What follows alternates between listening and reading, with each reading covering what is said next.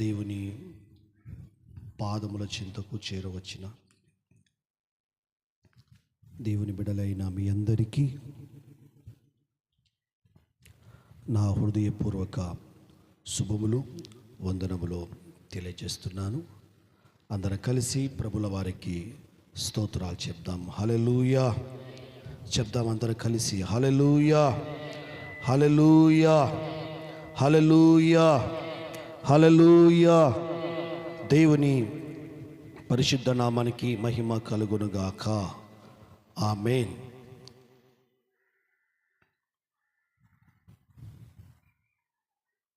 దేవుని పరిశుద్ధ బైబిల్ గ్రంథములో నుండి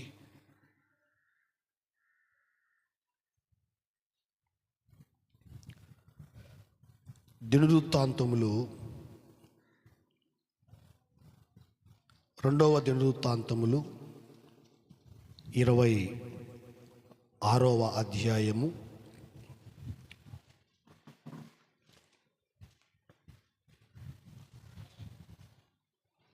5వ వచనం చదువుకొని,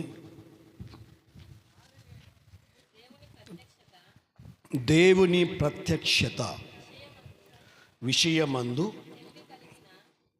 తెలివి కలిగిన జకరియా దినములలో అతడు దేవుణ్ణి ఆశ్రయించెను. అతడు యెహోవాను ఆశ్రయించినంత కాలము దేవుడు అతన్ని వర్ధిల్ల చేసెను. చదువుబడినటువంటి లేఖన భాగమును గమనించినట్లయితే ప్రభు సన్నిధిలో దేవుని పరిశుద్ధ బైబిల్ గ్రంథములో మనకు ఒక చక్కటి మాట కనబడుతూ ఉంది. ఏమిటంటే, దేవుని ప్రత్యక్షత విషయమందు తెలివి కలిగిన జకరియా దినములలో అతడు దేవుణ్ణి ఆశ్రయించెను. ఈ దిన వాక్య ధ్యానాంశము దేవుణ్ణి ఆశ్రయించుడి. హల్లెలూయా హల్లెలూయా. దేవుణ్ణి ఆశ్రయించుడి. దేవుని యొక్క బిడ్డలారా, ప్రభు యొక్క సన్నిధిలో మనము గమనించినట్లయితే ఇక్కడ ఒక రాజు కనపడుతూ ఉన్నాడు. రాజు మనము గమనించినట్లయితే గిన ఆయన పేరు ఉజ్జియా. ఉజ్జియా అనేటువంటి ఒక రాజు దాదాపుగా బైబిల్లో రాయబడినటువంటి మాటలు ఏమిటంటే, దేవుడు అతనిని వర్ధిల్ల చేసెను. దేవుడు ఎందుకు అతనిని వర్ధిల్ల చేశాడంటే, దేవుడు ఎందుకు అతనిని ఆశీర్వదించాడంటే, దేవుడు అతనిని ఎందుకు దీవించాడంటే, దేవుడు ఎందుకు అతనిని అంచెలంచెలుగా ఆశీర్వదించాడంటే, బైబిల్ చెప్తూ ఉంది, ఈ రాజైనటువంటి ఉజ్జియా గారు ప్రభు సన్నిధిలో మనము గమనించినట్లయితే గిన దేవుణ్ణి ఆశ్రయించాడు. హల్లెలూయా. దేవుని యొక్క బిడ్డలారా, రాజు అయినా, మంత్రి అయినా, ధనవంతుడైనా, దరిద్రుడైనా, చదువుకున్న వాళ్ళైనా, చదువు రాని వాళ్ళైనా, పిల్లలైనా, పెద్దలైనా, స్త్రీలైనా, పురుషులైనా, విశ్వాసులైనా, సేవకులైనా దేవుణ్ణి ఆశ్రయించడము నేర్చుకోవాలి. దేవుణ్ణి ఎప్పుడైతే మనము ఆశ్రయంగా ఎంచుకుంటామో, ఆయనే నా ఆశ్రయము, ఆయనే నా ఆధారము, నేను ఆయన యందు నమ్మిక ఉంచి ఉన్నాను అని ఎప్పుడైతే మనము దేవుణ్ణి ఆశ్రయించుతామో, ఆశ్రయము అనగా ఏమిటంటే, దేవుని యొక్క బిడ్డలారా, ఒక చెట్టు ఉందనుకోండి, ఆ చెట్టు కింద మనము కూర్చోవడము, ఆ చెట్టు నీడను మనము కలిగి ఉండడమే ఆశ్రయము. లేకపోతే మనం ఉన్నటువంటి ఒక ఇండ్లు మనకు ఒక ఆశ్రయంలాగా ఉంటుంది, ఒక నీడలాగా ఉంటుంది, ఒక ఆధారంలాగా ఉంటుంది. ఈ రీతిగా మన ఆధ్యాత్మిక జీవితములో, మన విశ్వాస జీవితములో మనము బాగా ఉండాలి అంటే, ఆశీర్వాదకరంగా ఉండాలి అంటే, దీవెనకరంగా ఉండాలి అంటే, మన చేతుల కష్టాయుతము దీవించబడాలి అంటే, మనము ఎవరిని ఆశ్రయించాలంటే మన దేవుడైన ప్రభువును ఆశ్రయించాలి. హల్లెలూయా. ఎందుకంటే బైబిల్ చెప్తూ ఉంది, ఈయన ఒక రాజు, ఇశ్రాయేలు దేశాన్ని పరిపాలించేటువంటి ఒక రాజు. బైబిల్ చెప్తుంది అక్కడే, అంతటా యూదా జనులందరూ 14 ఏళ్ల వాడైన ఉజ్జియాను తీసుకొని అతన్ని తండ్రి అయిన అమజ్యాకు బదులుగా రాజుగా నియమించిరి. అతడు ఎలతను కట్టించి రాజుకు తన తండ్రి అతని పితరులతో కూడా నిద్రించిన తరువాత అది యూదావారికి తిరిగి వచ్చున్నట్లు చేసెను. ఉజ్జియా ఏలనారంభించినప్పుడు 16 ఏళ్ల వాడై యెరూషలేములో 10 సంవత్సరములు ఏలెను. హల్లెలూయా. బైబిల్ చెప్తూ ఉంది, ప్రియమైన దేవుని బిడ్డలారా, ఈ ఉజ్జియా దాదాపుగా బైబిల్లో మనకు రాయబడిన మాటలు ఏమిటంటే, దేవుని యొక్క బిడ్డలారా, ఇతను దాదాపుగా యెరూషలేములో 52 సంవత్సరాలు పరిపాలించాడంట రాజుగా. హల్లెలూయా. ఎన్ని సంవత్సరాలండి? 52 సంవత్సరాలు యెరూషలేమును ఈయన పరిపాలించాడు. ఒక రాజుగా పరిపాలించాడు, ఒక నాయకుడిగా పరిపాలించాడు, ఒక అధికారిగా పరిపాలించాడు. ఈ రాజుగా అధికారిగా పరిపాలించేటువంటి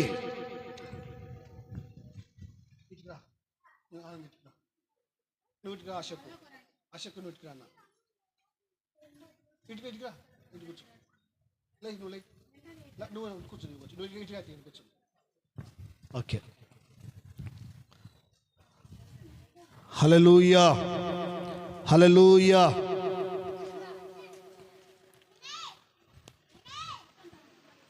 బైబిల్ మనకు స్పష్టంగా తెలియజేస్తూ ఉంది, రాజైనటువంటి ఉజ్జియా గారు యెరూషలేమును దాదాపుగా 52 సంవత్సరాలు పరిపాలించాడు.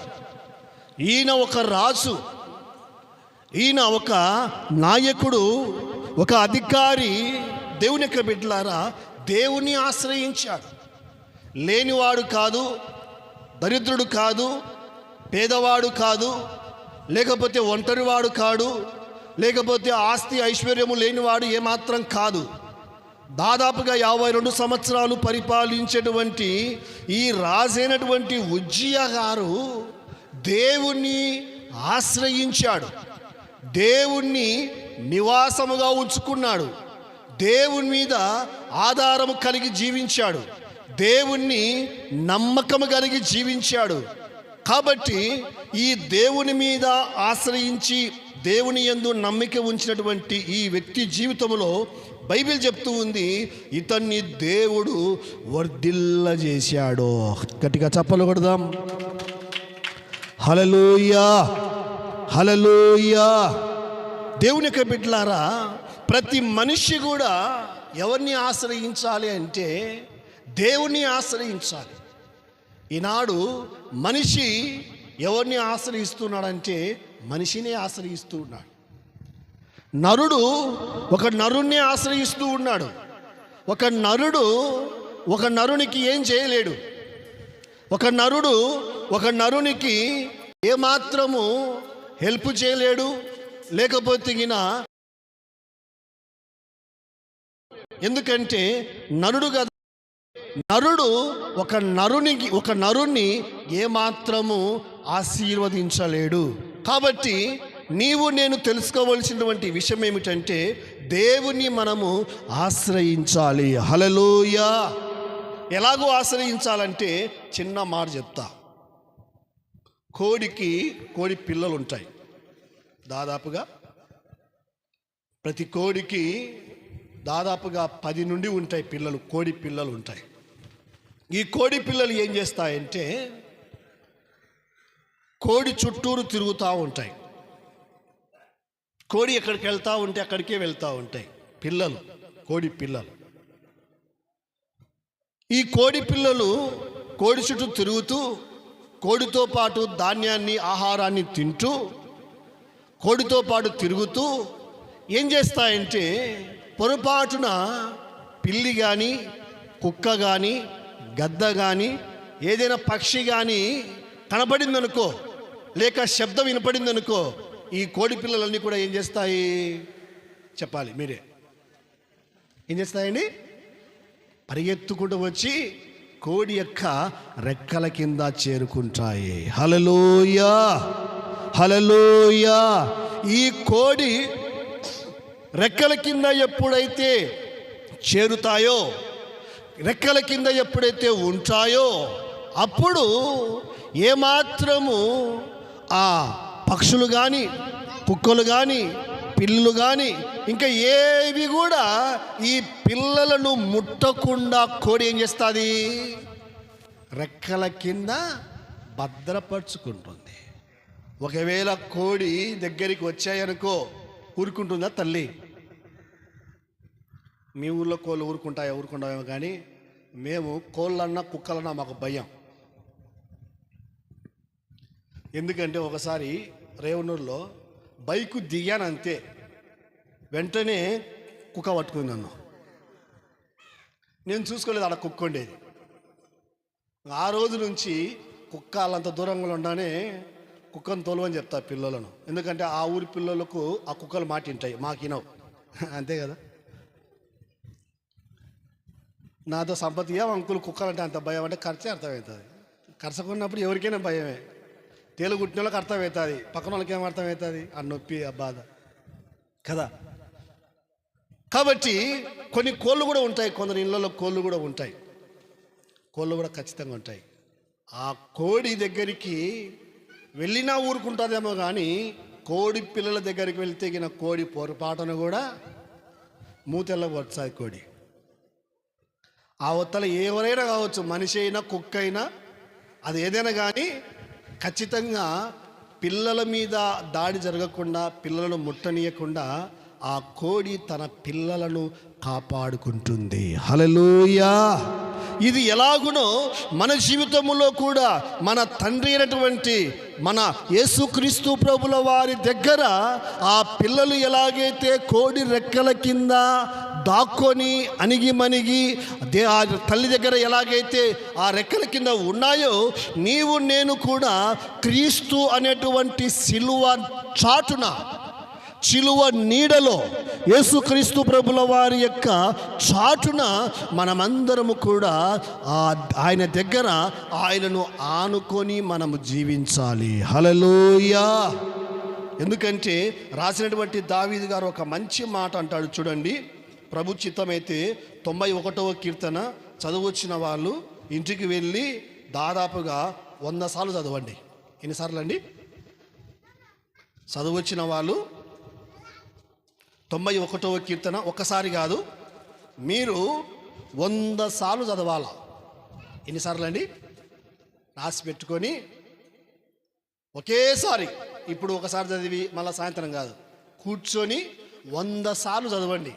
ఎందుకు నేను ఈ మాట చెప్తున్నానంటే, ఈ మాటలు మోషే గారు చెప్పినటువంటి గొప్ప మాటలు ఏంటంటే చూడండి, మీరు బాగా ఈ 91వ కీర్తన చూడకుండా చదువొచ్చిన వారు చదవండి, చదువు రాని వారు చదివించుకోండి, బాగా వినండి.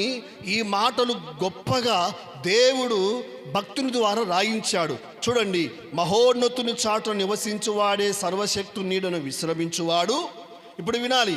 ఆయనే నాకు ఆశ్రయము, నా కోట, నేను నమ్ముకొను నా దేవుడని నేను యెహోవాను గూర్చి చెప్పుచు ఉన్నాను. వేటగాని ఊరిలో నుండి ఆయన నిన్ను విడిపించును, నాశనకరమైన తెగులు రాకుండా నిన్ను రక్షించును. ఆయన తన రెక్కలతో నిన్ను కప్పును, ఆయన రెక్కల కింద నీకు ఆశ్రయము కలుగును. ఆయన సత్యము కేడమును డాలునై ఉన్నది. రాత్రివేళ కలుగు భయముకైనను, పగటివేళ ఎగురు బాణముకైనను, చీకట్లో సంచరించు తెగులకైనను, మధ్యాహ్నమందు పాడు చేయు రోగమునకైనను నీవు భయపడకుందువు. నీ ప్రక్కను 1000 మంది పడినను, నీ కుడి ప్రక్కను 10,000 మంది కూలిన అపాయము నీ యొద్దకు రాదు. నీవు కన్నులారా చూచుచు ఉండగా భక్తిహీనులకు ప్రతిఫలము కలుగును. ఇప్పుడు వినాలి, యెహోవా నీవే నా ఆశ్రయము అని నీవు మహోన్నతుడైన దేవుణ్ణి నీకు నివాస స్థలముగా చేసుకొని ఉన్నావు. నీకు అపాయమేమియో రాదు, ఏ తెగులు నీ గుడారమున సమీపించదు. గట్టిగా చప్పలు కొట్టండి. హల్లెలూయా. చూడండి, ఎందుకు మనకు బైబిల్లో మిమ్మల్ని ఇంత బాగా చదవండి వినండి అని చెప్తున్నానంటే, బైబిల్ చెప్తూ ఉంది, యెహోవా నీవే నా ఆశ్రయమని నీవు మహోన్నతుడైన దేవుని నీకు నివాసాలుగా చేసుకొని ఉన్నావు. నీకు అపాయమేమీ రాదు. హల్లెలూయా. అపాయము రాకుండా, కీడు రాకుండా, ప్రమాదము రాకుండా, యాక్సిడెంట్ జరగకుండా, తెగుళ్ళు రాకుండా, రోగము రాకుండా, దరిద్రము రాకుండా, పేదరికము రాకుండా, దుష్టుడు రాకుండా, అపవాది ముట్టకుండా మన ఇంటిని, మన పిల్లలను, మన కుటుంబాన్ని వాడు ముట్టకుండా ఉండాలి అంటే మహోన్నతుడైన దేవుణ్ణి మనకు నివాస స్థలముగా మనము చేసుకోవాలి. హల్లెలూయా. ఎవరినండి? మహోన్నతుడైన దేవుణ్ణి. కొందరు దేవుణ్ణి ఆశ్రయించకుండా సేవకులను ఆశ్రయిస్తారు. ఎవరు సేవకులు అంటే? ఎవరండి? మేమే కదా. ఏం డౌటా ఏమన్నా? కాదు కదా. సేవకులు అంటే వాక్యం చెప్పేటువంటి వారు. ఎలా ఆశ్రయిస్తారంటే, దేవుడి యొక్క బిడ్డలారా, అయ్యా అయ్యా అయ్యా అయ్యా అని ఏడ్చుకుంటూ బాధపడుకుంటూ వాళ్ళ మీదనే ఆధారపడతారు. అంటే ఆయన ప్రార్థన చేయాలా, నా రోగం పోవాలా, ఆయన ప్రార్థన చేయాలా, నా దరిద్రం పోవాలా, ఆయన ప్రార్థన చేయాలా, నాకున్న కరువు పోవాలి, ఆయన ప్రార్థన చేయాలి, నా సమస్యలు పోవాలి అని సేవకుని మీద ఆధారపడతారు. అంటే నీ ప్రార్థన దేవుడు వినడా? వింటాడా వినడా? మీ ప్రార్థన దేవుడు వింటాడా వినడా? నోటితో చెప్పండి. వింటాడు కదా. దేవుడు అందరి ప్రార్థన వింటాడు.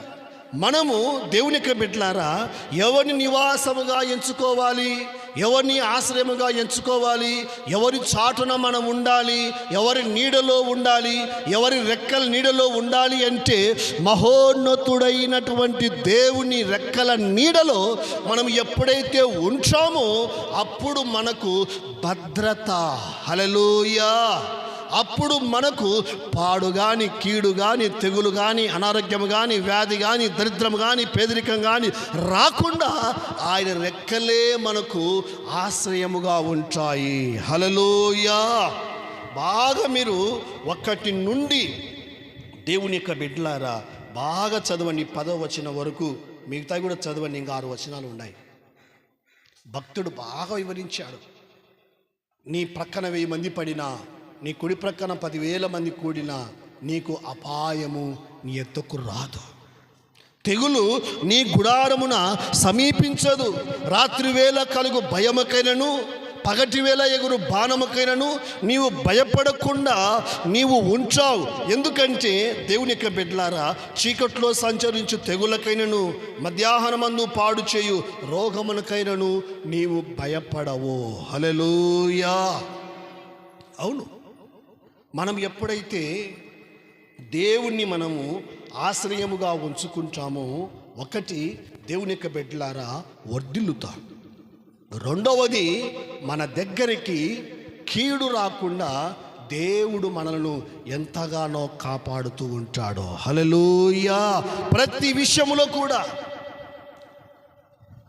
ప్రతి సమయంలో, ప్రతి సందర్భంలో కూడా దేవుడే మనకు అన్ని విధాలుగా, ఒక్క విషయంలో కాదు కదా, ప్రతి విషయంలో కూడా. ఎందుకంటే ఆయనే మనకు నివాసం, ఆశ్రయము, గూడు. ఆయన రెక్కల చాటున, ఆయన వస్త్రపు చెంగు చాటున దేవుడు నిన్ను నన్ను భద్రపరిచి కాపాడుకుంటాడు. హల్లెలూయా.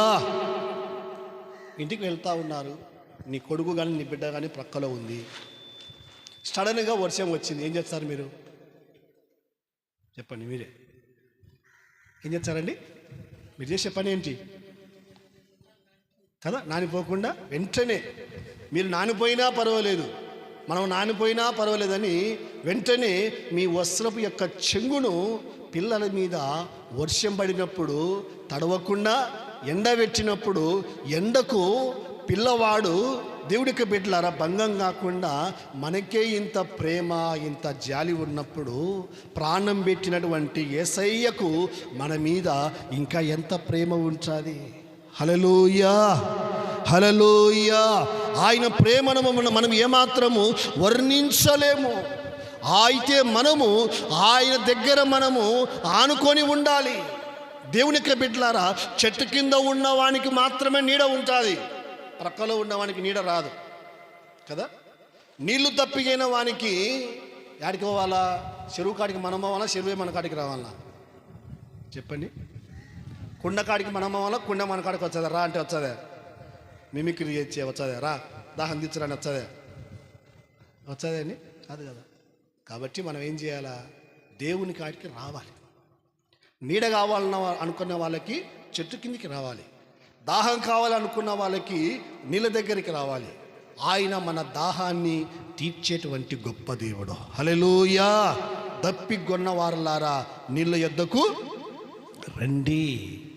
హల్లెలూయా. దేవుని యొక్క బిడ్డలారా, నిజంగా చాలామందికి యేసుక్రీస్తు ప్రభుల వారు అర్థం కాడు. ఎవరికి అర్థమవుతాడంటే, సంధ్యావం నుంచి మీరు నడుచుకుంటూ వచ్చారు, ఎండ పొద్దున 1 కానీ 2 గంటలకు కానీ నడుచుకుంటూ వస్తూ ఉన్నారు. బాగా ఎండ, నేను కారులో వచ్చున్నా, మీరు నడుచుకుంటూ వచ్చారు. మీరు చెట్టు కిందకు వస్తారా? నేను చెట్టు కిందకు వస్తానా? చెట్టు వచ్చే కదా. ఎండలు వచ్చే వాళ్ళకు చెట్టు విలువ ఏంటో అర్థమవుతుంది. కారులో వచ్చే వాళ్ళకు చెట్టు విలువ అర్థమవుతుందా? ఎందుకు అర్థం కాదు? ఉన్నాడు ఆయనకి కదా. కాబట్టి యేసుక్రీస్తు ప్రభుల వారు కూడా ఒక చెట్టు లాంటి వాడు, ఒక చెట్టు లాంటి వాడు. సుఖములతో ఉన్నవానికి, ధనము ధాన్యము ఆస్తి ఐశ్వర్యము కలిగిన వానికి ఆ చెట్టు వాల్యూ ఏంటో, ఆ చెట్టు విలువ ఏంటో తెలియదు.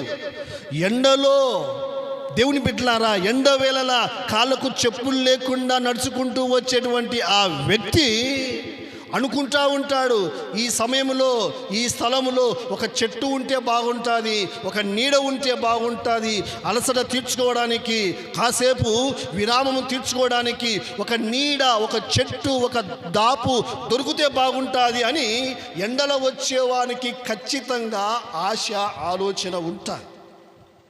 ఎందుకు ఈ మాట చెప్తున్నానంటే, యేసుక్రీస్తు ప్రభుల వారు అందరికీ అర్థం కాడు. ఆకలితో ఉన్నవారికి, దాహంతో ఉన్నవారికి, ఎండలో ఉన్నవారికి, లేకపోతే దరిద్రములో ఉన్నవారికి, పేదరికములో ఉన్నవారికి, అనారోగ్యంతో ఉన్నవారికి యేసుక్రీస్తు ప్రభుల వారు ఎప్పుడు కనిపిస్తాడా? నీడ ఎప్పుడు దొరుకుతుందా? ఎప్పుడు కూర్చొని అలసట తీర్చుకుందామా, విరామం తీసుకుందామా అన్నటువంటి ఆశ కలుగుతుంది. హల్లెలూయా. కాబట్టి దేవుడి యొక్క బిడ్డలారా, కొందరు ఏం చేస్తారంటే, ఈయన ఎండలో ఉండి కూడా కొందరు చెట్టు కిందకి రారు. వర్షానికి తడుస్తూ కూడా కొందరు చెట్టు కిందికి రారు. ఎందుకు రారు? ఎందుకు రారండి? వాళ్ళకు టైం ఉండదు. చెట్టుకి నీడ నుంచే చెట్టు కిందకి రారు వాళ్ళు. ఎక్కడికి వెళ్తారంటే, నీడ నుంచే చెట్టు కిందకి రాకుండా ఎక్కడికి వెళ్తారంటే కంప చెట్టు కిందకి పోతారు. కంప చెట్టు నీడిచ్చాదా లేకపోతే ఇక ముళ్ళుతో కుచ్చుతుందా? ఖచ్చితంగా. ఎందుకంటే దేవుని యొక్క బిడ్డలారా, మనందరి జీవితంలో ఎప్పుడైతే మనకు నీడ ఎక్కడ దొరుకుతుంది, అలసట ఎక్కడ మనకు తీర్చబడుతుంది, ఎక్కడ మనకు దాహము తీర్చబడుతుంది, ఎక్కడ మన జీవితము బాగుపడుతుంది అని ఎప్పుడైతే మనము ప్రభు యొక్క సన్నిధిలో దేవుని పాదాల దగ్గర ఎప్పుడైతే మనము దేవుని దగ్గర కనిపెట్టుకుంటామో దేవుడు మన జీవితంలో గొప్పగా దీవించడానికి, ఆశీర్వదించడానికి, సహాయం చేయటానికి ఆయన గొప్ప దేవుడై ఉన్నాడు. హల్లెలూయా. చూడండి 117వ అధ్యాయము ఇర్మియా గ్రంథము 17వ అధ్యాయంలో ఒక చక్కటి మాట బైబిల్లో మనకు కనపడతాయి. ప్రభు చిత్తమే తిగిన ఈ మాటలు కూడా మీరు బాగా నోట్ చేసి పెట్టుకోండి. 5వ అధ్యాయము నుండి 5వ వచనం నుండి 5వ వచనం నుండి యెహోవా ఇలాగు సెలవిచ్చుచున్నాడు, నరులను ఆశ్రయించి శరీరులను తనకు ఆధారముగా చేసుకొనుచు తన హృదయమును యెహోవా మీద నుండి తొలగించుకొని వాడు శాపగ్రస్తుడు. వాడు ఎడారిలోని అరుహ వృక్షము వలె ఉండును. మేలు వచ్చినప్పుడు అది వానికి కనబడదు. వాడు అడవిలో కాలిన నేల యందును నిర్జనమైన చెవిటి భూమి యందును నివసించును. ఇప్పుడు వినండి, యెహోవాను నమ్ముకొని వాడు ధన్యుడు. యెహోవా వానికి ఆశ్రయముగా ఉండును. వాడు జలముల యొద్ద నాటబడిన చెట్టు వలె ఉండును. అది కాలువల యోరన దాని వేళ్ళు తన్నును. వెట్ట కలిగినను దానికి భయపడదు. దాని ఆకు పచ్చగా ఉండును. వర్షము లేని సంవత్సరము నా చింత నొందదు. కాపు మానదు. హల్లెలూయా. 5, 6, 7, 8 వచనాలు బాగా నోట్ చేసి పెట్టుకోండి. యెహోవాను ఆశ్రయించిన వారు ఎలాగ ఉంటారంటే 7, 8 వచనాలు చదవండి. యెహోవాను ఆశ్రయించకుండా నరులను ఆశ్రయించేవారు, మనుషులను ఆశ్రయించేటువంటి వారు 5, 6 వచనాలు 2 ఉన్నాయి. దేవుని బిడ్డలారా, యెహోవా ఇలాగూ సెలవిచ్చుచున్నాడు, నరులను ఆశ్రయించి శరీరులను తనకు ఆధారముగా ఎంచుకొనువాడు హృదయమును యెహోవా మీద నుండి తొలగించుకొనువాడు ఏమవుతాడంట? నష్టపోతాడు. అలా కాకుండా 7వ వచనం, యెహోవాను నమ్ముకొనువాడు యెహోవా వానికి ఆశ్రయముగా ఉండును. ఇప్పుడు బాగా వినండి, వాడు జలముల యొద్ద నాటబడిన చెట్టు వలె ఉండును. 2, అది కాలువల ఓరన దాని వేళ్ళు తన్నును. 3, వెట్ట కలిగిన దానికి భయపడదు. 4, దాని ఆకు పచ్చగా ఉండును. 5, వర్షము లేని సంవత్సరమున చింత నొందదు. గట్టిగా చప్పట్లు కొట్టండి. హల్లెలూయా. దేవునికి బిడ్డలారా, బైబిల్ మనకు స్పష్టంగా ఈ 5 మాటలు బాగా గుర్తుపెట్టుకోండి. యెహోవాను ఆశ్రయించినటువంటి వారి జీవితంలో ఎలాగ ఉంటుందంటే, వాడు 1 జలముల యొద్ద నాటబడిన చెట్టు వలె ఉంటాడు. జలముల యొద్ద నాటబడిన చెట్టు ఎలాగా ఉంటుంది? పచ్చగా ఉంటుందా, ఎండిపోయి ఉంటుందా? పచ్చగా ఉంటుంది. ఆ చెట్టు చూడముచ్చటగా ఉంటుంది. ఆ చెట్టు మహావృక్షముగా మార్చబడుతుంది. ఆ చెట్టు ఎలాగ ఉంటుందంటే చూడండి, జలముల యొద్ద నాటబడిన చెట్టు వలె ఉండును. ఎవరు? యెహోవాను ఆశ్రయించిన వారు, యెహోవా యందు నమ్మిక ఉంచువారు, యెహోవా మీద ఆధారపడి జీవించే వాళ్ళు. మీకు ఒక మాట చెప్పమంటారా? 10వ తరగతి అయిపోతే అమెరికాలో పిల్లలకు తల్లిదండ్రులు అన్నం పెట్టారు, ₹1 డబ్బులు ఇయ్యరు. 10వ తరగతి అయిపోతేనే అమెరికా దేశంలో పిల్లలకు ₹1 డబ్బులు ఇయ్యరు, అన్నం పెట్టరు. 10వ తరగతి అయిపోతేనే వాళ్ళే బతకాల. మన దేశంలో మన ఊరిలో మిసాలు వచ్చింటాయి, గడ్డాలు వచ్చింటాయి, పిల్లలు పుట్టింటారు. ఆ పిల్లలకు కూడా పెళ్ళిళ్ళు ఉంటాయి. కానీ అమ్మ అమ్మ కాడికి వచ్చి ముసలిదాని కాడికి పోయి పింఛన్ వచ్చిందే అమ్మా, ముసలిదానికి ముసలోనికి ఇయ్యాలా ఇప్పించుకోవాలా చెప్పండి మీరు? నా ఎంబర్ రారి కారులో మా నాయన 70 ఏళ్ళు మా నాయనకు కూడా పింఛన్ వచ్చాది. ఎప్పుడైనా నాయన నాకు ఒక 100 రూపాయలు నాయన అని నేను అడిగినానేమో మీకు అడిగిరారి. దేవునికి బిడ్డలారా, నేను ఎందుకు ఈ మాట చెప్తున్నానంటే, చెట్టు ఎప్పుడు పచ్చగా వర్ధిల్లుతూ ఉంటుందంటే ఈ చెట్టు జలముల యొద్ద నాటబడి ఉండాలి. హల్లెలూయా. అంటే దేవుని దగ్గర మనము నాటబడి ఉండాలి, మనుషుల దగ్గర కాదు, దేవుని దగ్గర నాటబడి ఉండాలి. పిల్లలైనా, పెద్దలైనా, స్త్రీలైనా, పురుషులైనా, భార్య అయినా, భర్త అయినా, ప్రతి ఒక్కరు కూడా ఎవరిని ఆశ్రయించాలి అంటే, చిన్న పిల్లలు దేవుని ఆశ్రయించాలి.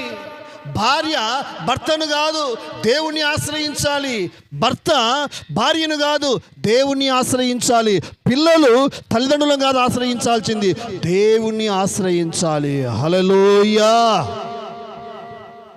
ఎప్పుడైతే దేవుని ఆశ్రయించుతామో బైబిల్ చెప్తూ ఉంది, దేవుని యొక్క బిడ్డలారా, ఆ వాడు జలముల దగ్గర నాటబడిన చెట్టు వలె ఉండును, అది కాలువల ఓరను, దాని వేర్లు తన్నును. జలముల యొద్ద నాటబడిన చెట్టు ఎలాగా ఉండదంట, దాని వేర్లు లోపలికి చొచ్చుకొని పోయింటాయి. వేర్లు కలిగిన చెట్టు మీరు చూసారో లేదో తెలియదు, నదుల దగ్గర ఎక్కువ ఉంటాయి. చెట్టు ఎంత హైట్ ఉంటుందో దాని వేర్లు కూడా భూమిలోకి అలాగా లోపలికి చొచ్చుకొని పోయి ఉంటాయి. ఆ చెట్టుకు బలం, ఆ చెట్టుకు ఆధారం, ఆ చెట్టుకు జీవం వేర్లే. బైబిల్ చెప్తూ ఉంది, వాడు జలముల దగ్గర నాటబడిన చెట్టు వలె ఉండును, అది కాలువల ఓరన దాని వేర్లు తన్నును. రెండవది, వెట్ట కలిగినను దానికి భయపడదు. వెట్ట అంటే వెట్టనగా వెట్ట నీళ్లు లేకపోయినా కూడా, ఒకరోజు నీళ్లు లేకపోయినా కూడా దానికి కావలసిన నీరు వేరులో ఉంటుంది కనుక వెట్టగలిగిన సమయంలో కూడా దానికి భయపడదు. రెండవది, దాని ఆకు పచ్చగా ఉండును, వర్షము లేని సంవత్సరమున చింత నొందదు, కాపు మానదు. వర్షం లేదు కదా, ఇంకా కాపు కూడా మానదంట. వర్షం ఉన్నప్పుడు కాపు పచ్చగా ఉంటుంది. అయితే దేవుని యొద్ద, దేవుని పాదాల దగ్గర నాటబడిన చెట్టు, నీరు దగ్గర, చెరువు దగ్గర, నది దగ్గర, నీళ్ళు సమృద్ధిగా ఉన్నటువంటి చెట్టు దగ్గర నాటబడిన ఆ చెట్టుకు వర్షం అవసరం లేదు. హల్లెలూయా. ఒక సంవత్సరమున వర్షం పడకపోయినా ఏమవుతుందంట, వర్షము లేని సంవత్సరమున కాపు ఆగిపోదు. ఎందుకంటే ఆ చెట్టు జలముల యొద్ద నాటబడింది కనుక ఆ చెట్టుకు ఒకరోజు వర్షం ఉన్నా, ఒకరోజు వర్షం లేకపోయినా కూడా దానికి చింత కానీ, భయము కానీ, కలవరము కానీ, దిగులు కానీ, వెట్ట కానీ కలుగదు. కాపు ఆగిపోదు. ఎందుకంటే దాని వ్రేళ్ళు లోపలికి తన్ని ఉన్నాయి కాబట్టి.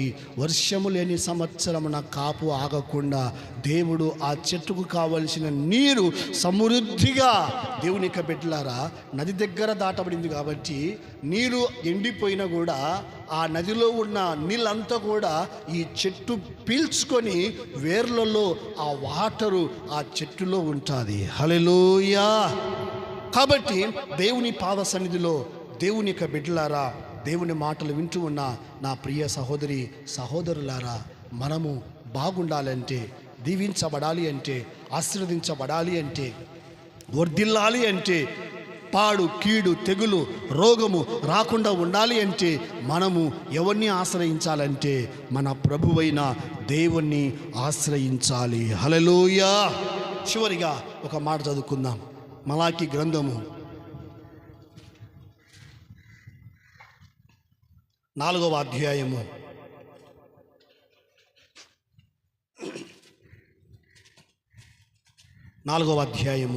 2వ వచనం.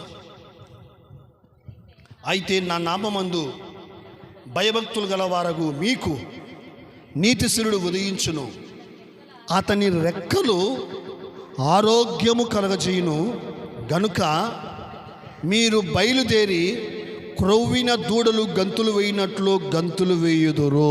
హల్లెలూయా. అతని రెక్కలు ఏం చేస్తాయంట?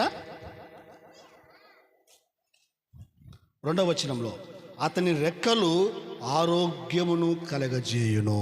హల్లెలూయా. ఒకటి, ఆయనను ఆశ్రయించిన వారి జీవితంలో కొరత తక్కువ లేకుండా వారు నానాటికి వర్ధిల్లుతూ ఉంటారు. రెండవది, ఆయనను ఆశ్రయించిన వారి జీవితంలో పాడు కీడు తెగులు రాకుండా దేవుడు వారికి ఆశ్రయముగా ఉంటాడు. మూడవది, ఆయన్ను ఆశ్రయించినట్లయితే గిన ఆ చెట్టు కాపు మానకుండా ఆ చెట్టు పచ్చగా వర్ధిల్లుతూ ఉంటుంది. హల్లెలూయా. నాలుగవది, ఆయన రెక్కల కింద మనం ఉన్నట్లయితే గిన ఆయన రెక్కలే మనకేం చేస్తాయంటే ఆరోగ్యాన్ని కలగజేస్తాయి. హల్లెలూయా. చెప్పండి, ఒకటి చెప్పాలి. ఒకటి, ఆయన ఆశ్రయించినట్లయితే గిన ఆయన ఆశ్రయిస్తే వర్ధిల్లుతాం. రెండు,